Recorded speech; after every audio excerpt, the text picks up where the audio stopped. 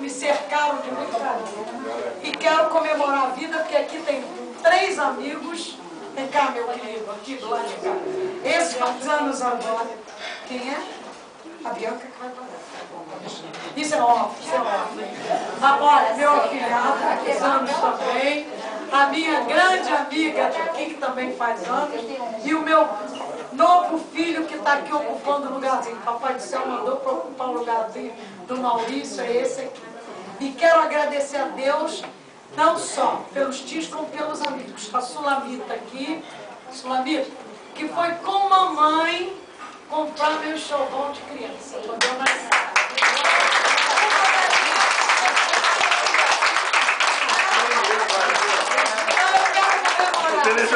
Comemorar a vida, a amizade, porque isso é uma amizade que não é de um dia só, é de anos, e os nossos laços de parentesco que a gente não tem tempo de se unir.